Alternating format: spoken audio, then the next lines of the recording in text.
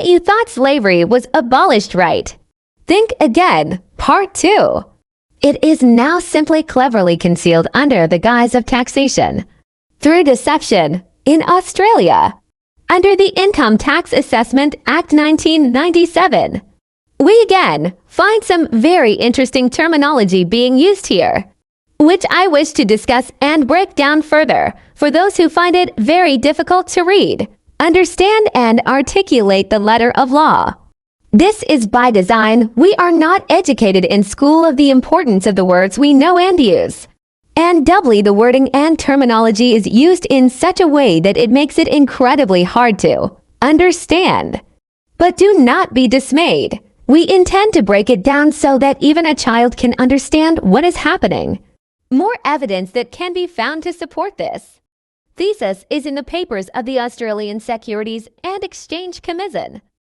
ASEC, the corporate regulator, identified to us that when it writes the name of a corporation, it writes it in all capital letters.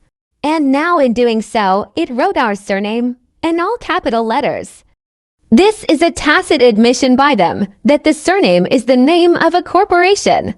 Also, we note that the legal name is the name of a deceased estate, and a deceased estate is a corporation.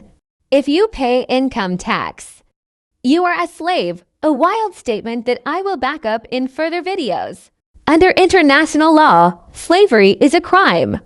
Now, if income tax is slavery, income tax is a crime.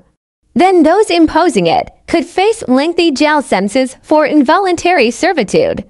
Now you see, it is not slavery, because the name you operate and live your life under all day, every day, is the name of a corporation. And a corporation cannot be a slave because a corporation cannot live. It has no real existence. It is a fiction of law. This is why they cannot tax a living man or woman, because to do so is literally slavery.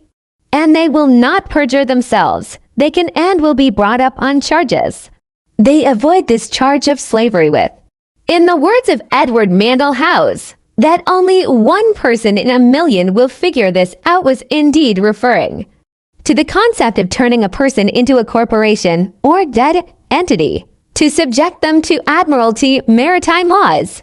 This is so that usury, disguised as fractional reserve lending, is able to be backed and securitized off the sweat of your brow.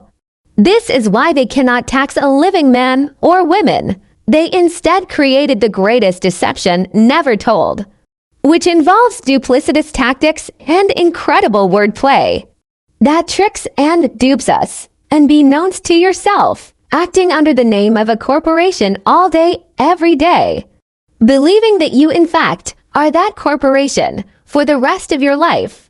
Your entire life spent being tricked into thinking you are something that you are not. Could it be that this is all that allows them and entitles them to tax you, and then avoids them, the lawmakers and policy enforcers, facing a charge of slavery? This is all about you operating as a corporation all the time. I am not telling you to do one thing or the other, except start to become aware of the language that you use and the language that is used against you. Because a legal name identifies as a corporation in the eyes of the law.